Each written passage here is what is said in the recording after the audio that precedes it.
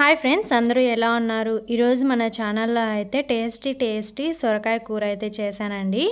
Taste అయితే చాలా బాగుంది. దానికోసం ముందుగా ఒక సొరకాయని అయితే తీసుకొని ఈ విధంగా కట్ చేసుకోవాలండి.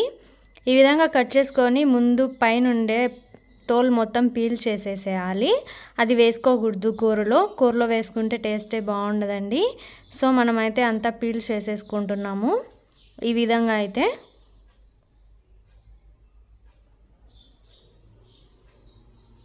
ఈ విధంగా పీల్ చేసుకున్న తర్వాత దాని లోపల ఉన్న గింజలు మొత్తం తీసేయాలండి. ఇలా రౌండ్గా తీసేస్తే మొత్తంగా అయితే వచ్చేస్తుంది. ఇవైతే కర్రీలో వేసుకోకూడదండి, ఓన్లీ పైన ఉండేది మాత్రమే వేసుకోవాలి కర్రీలో. ఇది చపాతీలేకి కానీ రైస్లేకి కానీ చాలా బాగుంటుందండి టేస్ట్ అయితే. ఈ విధంగా వచ్చేసాయి చూసారా. ఇంకా అన్నీ ఈ విధంగా ముక్కలుగా అయితే కట్ చేసి పెట్టుకోవాలి. కట్ చేసి పెట్టుకున్న తర్వాత ఇప్పుడు ప్రాసెస్లోకి అయితే వెళ్ళిపోదాము. ముందుగా ఒక ప్యాన్ అయితే పెట్టుకొని దాంట్లో ఆయిల్ అయితే వేసుకోవాలండి. ఇంత ఆయిల్ అయితే వేసుకున్నాను. ఆయిల్ బాగా హీట్ అయిన తర్వాత ఇప్పుడైతే ఆవాలు వేసుకున్నాను. నెక్స్ట్ జీలకర్ర అయితే వేసుకున్నానండి. దాని తర్వాత శనగపప్పు వేసుకున్నాను. దాని తర్వాత మినప్పప్పు కూడా వేసుకున్నానండి. ఇవన్నీ వేసుకొని బాగా ఒకసారి ఫ్రై చేసుకోవాలి. ఇవన్నీ వేసుకున్న తర్వాత ఇప్పుడు ఒట్టిమిరపకాయ కూడా వేసుకున్నాను. ఈ విధంగా ముక్కలుగా కట్ చేసేసుకొని ఇంకా అవన్నీ బాగా వేగిన తర్వాత ఇప్పుడు మనం ముందుగా ఉల్లిపాయలు కట్ చేసి పెట్టుకోవాలి. ఆ ఉల్లిపాయలను అయితే ఈ తిరగబాతులో వేసేయాలండి. వేసేసి బాగా ఫ్రై చేసుకోవాలి. బాగా గోల్డెన్ బ్రౌన్ వచ్చేంత వరకు వేయించుకోవాలండి. అప్పుడే టేస్ట్ అయితే చాలా బాగుంటుంది. ఇంకా అల్లం తెల్లగడ్డ పేస్ట్ అయితే అప్పుడే దంపుకున్నాం మేమైతే ఫ్రెష్గా. దాంట్లో అయితే వేసేస్తున్నాను. ఒక 2 టేబుల్ స్పూన్ అల్లం తెల్లగడ్డ పేస్ట్ వేసుకుంటే సరిపోతుందండి. అంటే మనం తీసుకున్న సొరకాయ క్వాంటిటీని బట్టి మనమైతే అల్లం తెల్లగడ్డ పేస్ట్ తీసుకోవాలి. అది బాగా పచ్చివాసన పోయేంత వరకు వేయించుకొని టమోటో వేసుకొని దాంట్లో కొద్దిగా కల్లుప్పు వేసుకుంటే బాగా టమోటా మగ్గిపోతుందండి. ఈ విధంగా సన్న ముక్కలుగా కట్ చేసుకుంటే తొందరగా అయితే వేగిపోతుంది. ఇంకా ఈ విధంగా మూత అయితే పెట్టుకోవాలి. ఇప్పుడు టమోటా ఉడికేసరికి ఇప్పుడైతే మనం ప్యాన్ పెట్టుకొని దాంట్లో పల్లీలు అయితే వేసుకొని ఈ విధంగా వేయించుకోవాలండి పొడి కోసము. ఇంకా ఇవన్నీ చల్లారిన తర్వాత మిక్సీ జార్లో అయితే వేసుకొని కొద్దిగా కొబ్బరి, కొద్దిగా తెల్లగడ్డ వేసుకొని ఈ విధంగా మిక్సీ పట్టుకోవాలండి పొడిగా. ఇంకా కొద్దిగా చింతపండు కూడా వేసుకొని నానపెట్టుకోవాలి ముందుగానే మనము. ఈ విధంగా కొద్దిగా వాటర్ వేసుకుంటే నానిపోతుంది. ఇప్పుడు చూసారు కదా, టమోటా కూడా చక్కగా మగ్గిపోయిందండి. ఆయిల్ అయితే బయటకు వచ్చేసింది. ఇదంతా ఒకసారి బాగా మిక్స్ చేసుకుంటున్నాను. ఈ విధంగా బాగా మిక్స్ చేసుకున్న తర్వాత ఇప్పుడు మనం కట్ చేసి పెట్టుకున్న సొరకాయ ముక్కలను అయితే దీంట్లో వేసేసుకోవాలి. ఈ విధంగా అన్ని తిరగబాతులో అయితే వేసేసుకోవాలండి. వేసేసుకొని బాగా కిందికి పైకి అయితే మిక్స్ చేసుకోవాలి. మిక్స్ చేసుకున్న తర్వాత ఇప్పుడు మూత అయితే పెట్టుకోవాలండి.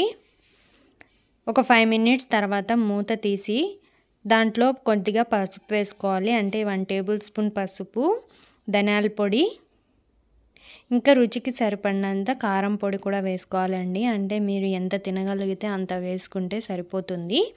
ఇవన్నీ వేసుకొని మళ్ళీ ఒకసారి అయితే బాగా ముక్కలకి పట్టేంత వరకు మిక్స్ చేసుకోవాలి. మిక్స్ చేసుకున్న తర్వాత ఇప్పుడు మనం ముందుగా ఆడించి పెట్టుకుంటాం కదా పప్పుల పొడి అయితే, అది కూడా వేసేసి దీంట్లో బాగా మిక్స్ చేసుకోవాలి.